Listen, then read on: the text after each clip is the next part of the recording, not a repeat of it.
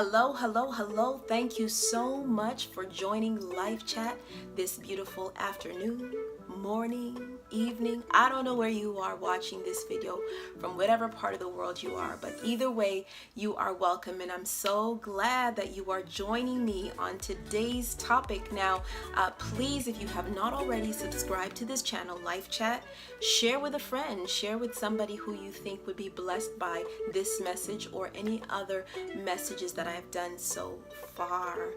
Anyways, today's topic is this. Oh, sorry, let me quickly introduce myself. I am Amina, Coach Amina, some of you may call me, and you can catch me at lifewomen.ca. Get a little bit more information of who I am and what it is I do. All right, so in the meantime, let's get into it. Today's topic, I have my notes here, so I'm going to be looking down, okay? In case you're wondering. Opportunities are knocking at your door. Opportunities are knocking at your door. See, some of us, we're so busy and we've been fasting and we've been praying and we've been believing God for opportunities and asking God for open doors. And the truth is, God has been sending these opportunities our way. God has been opening doors and directing our path. But some of us, the problem is we do not see those as opportunities. Or maybe we see those as opportunities, but because it wasn't what we fashioned and imagined in our mind of how this opportunity that we've been praying for and believing God for came the way we wanted it to come or look the way we wanted it to look, we just pass it by. Or we give ourselves excuses of why we can't do that. No, God, I'm this, or I'm too busy doing that, or I'm doing that. But yet we've been praying, and God gives us opportunity after opportunity after opportunity, and we take none, and we're still praying. And then all of a sudden, everything is just shut. And then we're left wondering, why? Why, God, are you not opening any doors? Because He has already, and you refused all of them. See, God cannot trust you with more than what you're willing to even take from the beginning. If you take one thing and you're faithful in that, God is able to give you another and another and another, right? But if you can't even take just that one opportunity that God is giving you, then how do you expect Him to bring overflow or to bring even more opportunities? So that's what we're talking about today. And I want to list 3 things that keep us or hold us back from opening up to those opportunities that God is bringing our way. The first thing is ourselves, right? We need to do what we can with what we have. Let me explain that a little bit. Moses was asked by God Himself, "What do you have in your hands?" Moses replied that he had a staff. And it was with that staff that God did great and mighty miracles for Israel, for the people of Israel. And you know, God is also asking you, what is in your hand? What gift do you have? What skill do you have? What degree do you have? What diploma do you have? It may look minor in your eyes, but it's still something. It's still something. So you need to first and foremost identify what it is that you have in your hands. Because everybody has something. I don't care who you are. You have something to offer somebody. It may be little, it may be a lot, but you definitely have something to offer somebody else or other people. Okay? Identify that first. Number 2, stop putting limitations on yourself. Stop putting limitations on yourself. My goodness, most of the time we don't jump into these opportunities because we have already formed in our mind what something should look like, what it should taste like, what it should sound like. And we've kind of clustered up these ideas in our mind that really keep us in bondage. They keep us from moving forward. They keep us from experiencing the goodness and the abundant life that God has promised.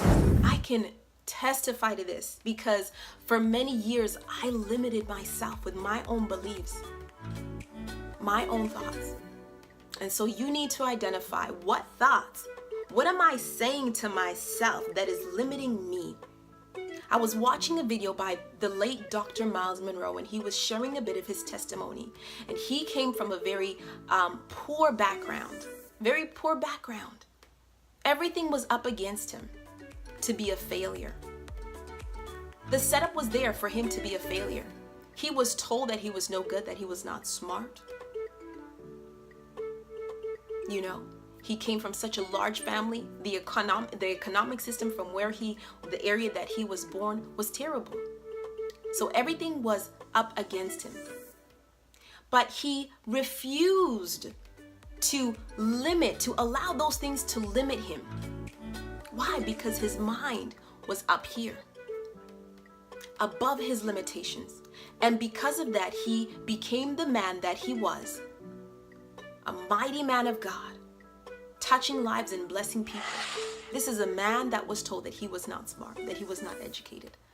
Okay, you go and check out his testimony on your own. Right now, I want to go to point 3. Stop putting limitations on God. Sometimes we also put limitations on God. Right? You know the story about the disciples. They saw the miracle of God feeding, Jesus feeding the 5,000. And just shortly after that, they were on a boat. A storm came their way, and they were terrified. They were terrified. They saw Jesus walking on water. They were terrified. And God said something to them, and I'm going to read it. Mark 6:52. Their hearts were hardened. They failed to remember the miracle of yesterday. That miracle was just a few hours back.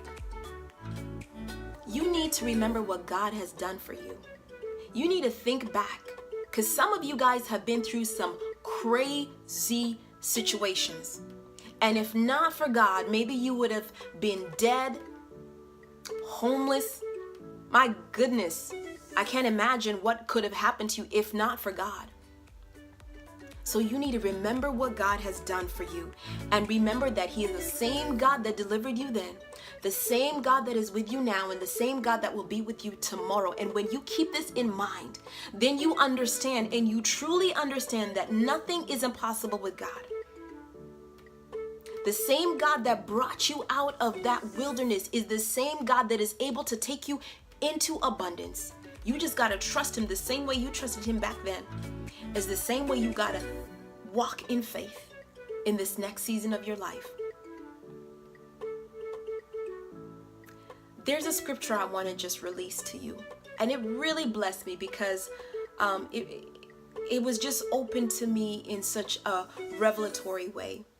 And I'm going to read it. It's from 2 Corinthians 9:8.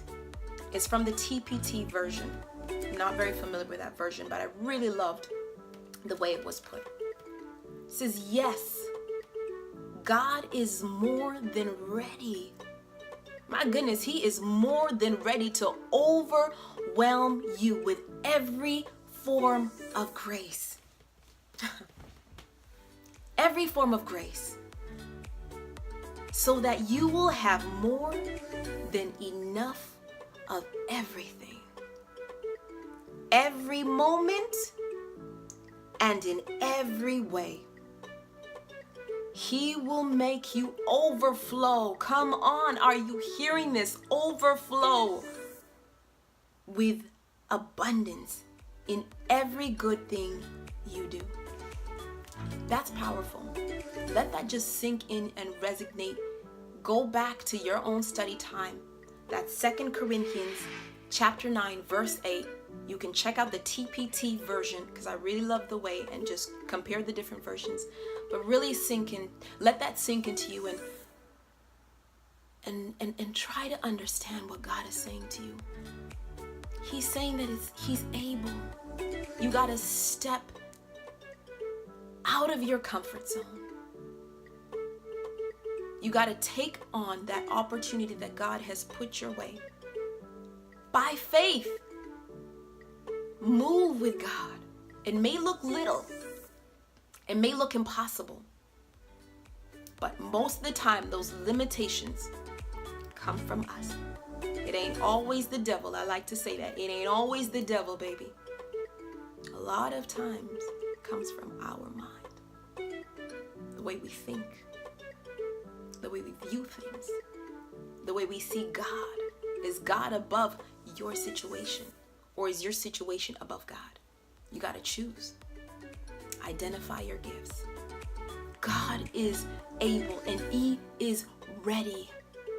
Just as the scripture said, He is ready. The question is,